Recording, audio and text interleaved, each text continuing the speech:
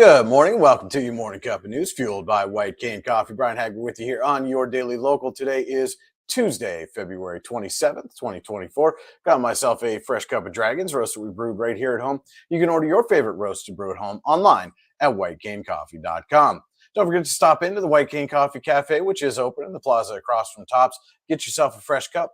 Get it in one of these special laser engraved tumblers. Get it filled with your purchase. When you bring it back, get 50% off your refill as part of the White Cane Coffee Mug Club.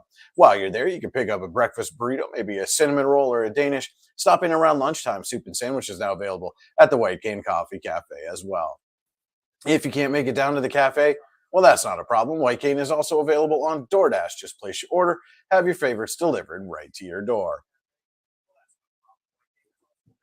And now let's look at what's making news.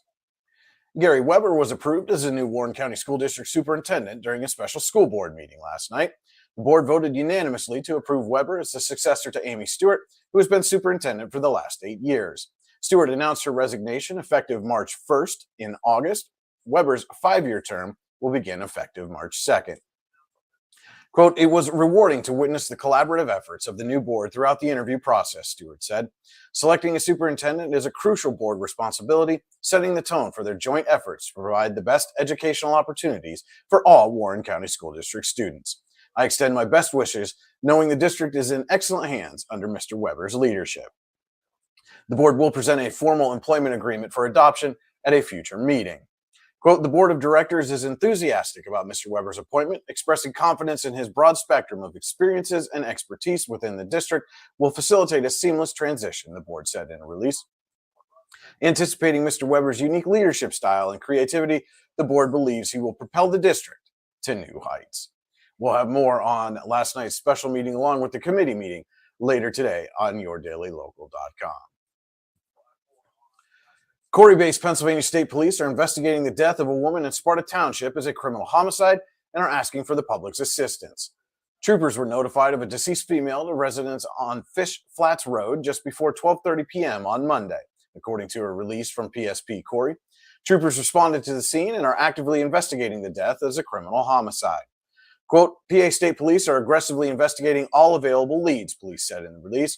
The public is being asked to report any suspicious persons, vehicles, or activity in the area of Fish Flats Road to the Corey Barracks at 814-663-2043. City of Warren officials held a public engagement session on Monday detailing the efforts regarding the transformation of Warren's downtown riverfront. The design has changed slightly from a ramp to what is now being labeled a new river access point for watercraft that will accommodate both motorized and non-motorized forms of watercraft. The location will remain at the base of Liberty Street.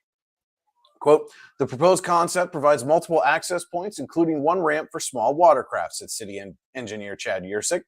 "There will also be a set of rock steps that can be accessed from the gazebo and another set of rock steps at the vacant parcel at the base of Liberty Street." The change was prompted by a survey which revealed the presence of mussels in the river, which meant that the project could not use as much of the river as initially thought. Quote, "We had to adapt the concept," Yersick said. "The new concept will be constructed without having to encroach the riverbed." A total of $3 million has been earmarked for the project, coming from various sources, the largest of which are the Redevelopment Assistance Capital Program and the American Rescue Plan Act funds. Quote, "We're going to continue fundraising," Yersick said. "We're also entering the final design phase. There will be a 30-day public comment period beginning on March 27th to seek shareholder input. We've prepared a public comment from the form that the public can fill out to provide feedback to the city." Yersick also laid out the projected timeline for the project, which is expected to be completed in 2026. Quote, "We'll have the final design April 1st of this year and have all permits secured and in hand by April of 2025, he said. Construction will begin in September 2025 to August of 2026. By the time the project is awarded, there's not going to be much left of the construction season. The bulk of the work is going to be done in 2026. We're conservatively estimated a year for completion, but it could be less than that." More on last night's meeting can be found in our story at yourdailylocal.com. A Corey man is facing multiple charges, including felony kidnapping, following an incident in Spring Creek, according to police. Edward J. Nolte, 51, of Corey, is facing kidnapping of a minor, inflicting bodily injury, a felony 1 count, false imprisonment, that's a misdemeanor 2, terroristic threats, misdemeanor 1, 2 counts of criminal mischief, and harassment charges after a woman reported to Pennsylvania State Police that she had been taken and held against her will at Nolte's trailer from February 15th to 18th, 2024. According to the affidavit of probable cause, the woman arrived at PSP Warren on February 23rd to report the incident. The woman told police she contacted Nolte for a ride to Jamestown, New York, and was picked up in the Garland area on February 15th. Nolte told the woman he had to stop at his residence at 910 Piccadilly Hill Road before continuing to Jamestown, according to the affidavit. The woman, according to the affidavit, said a verbal argument ensued when they arrived at the residence. Nolte then walked to the passenger side of the vehicle, grabbed the woman by the arm, and, quote, dragged her from the vehicle and into his travel trailer where he resides, according to the affidavit. The woman, according to the affidavit, repeatedly told Nolte she wanted to leave and that Nolte stood in front of the doorway when she attempted to leave. On February 18th, the woman contacted 911, police said. After contacting 911, according to the affidavit, Nolte grabbed the woman's tablet, threw it to the ground, and stepped on it, rendering it inoperable. According to the affidavit, Nolte then swatted the woman's cell phone from her hand, which caused the phone to hit the woman in the face and also rendered the cell phone inoperable. When PSP troopers arrived, according to the affidavit, Nolte pushed the woman onto the bed, held a hand over her mouth and a marijuana grinder over her head. Nolte, according to the affidavit, then told the woman, quote, he would kill her and her kids if she screamed. According to online court records, Nolte is currently being held at the Warren County Jail after failing to post $50,000 bail. A preliminary hearing is scheduled for 2 p.m. on February 28th in front of Magisterial District Judge Todd Wooden. In for some wet weather today, we'll have the complete daily forecast for you when we come back, right after this quick word from our sponsor. The only thing worse than being stuck at home is being stuck at home without coffee. We can't let that happen. Browse our selection and order online. From sweet to tangy, hot or iced, we have something for you. White Cane Coffee, because every cup makes a difference. Cheers. And welcome back to your morning cup of news, fueled by White Cane Coffee. Brian Hagberg with you on your daily local. And now let's take a look at today's weather forecast from the National Weather Service. Rain showers are in the forecast today, mainly afternoon. We'll see a high of 61 degrees. South winds will be at 10 to 20 miles an hour with gusts as high as 30. The chance of precipitation today is 80%. That rain will continue overnight with the possibility of a thunderstorm after 10 p.m.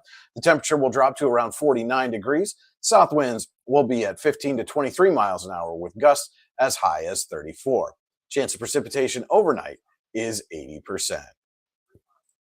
We'll be right back with a look at your morning cup of sports after this. Have you ever wanted to play an instrument? The Warren Music Conservatory is the area's only choice for premier music education, with the area's top music instructors giving you fun and exciting music lessons for a variety of instruments and styles. The Music Conservatory also rents and repairs instruments of all types. And don't forget to stop in and check out our student bookstore for your musical supplies like strings, sticks, picks, and more. What are you waiting for? Stop dreaming. Start doing today. And now with your morning cup of sports, here's Andy Close. Good Tuesday morning, February the 27th. It's time for your morning cup of sports, fueled by White Cane Coffee.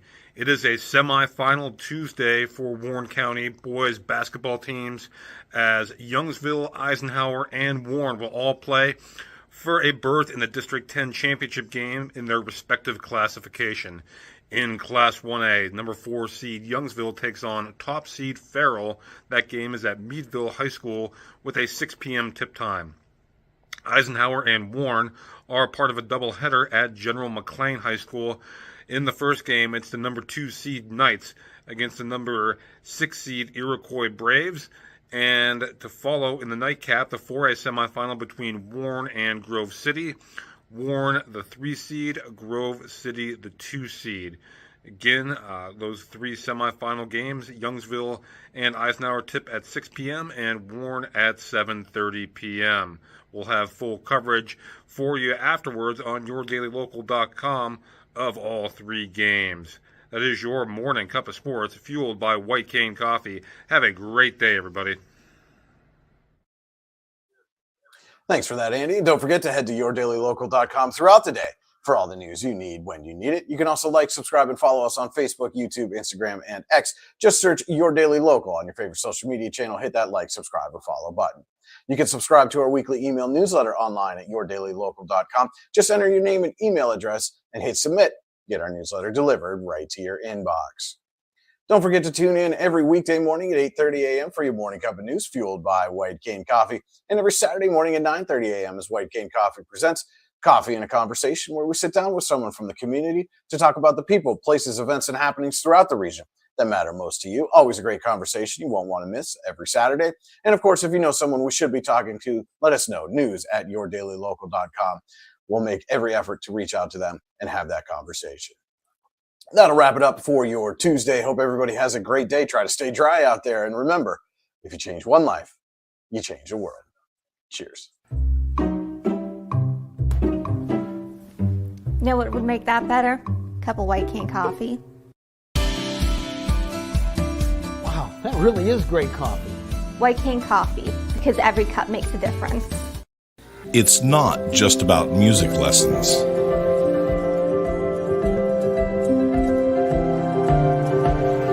It's about hard work,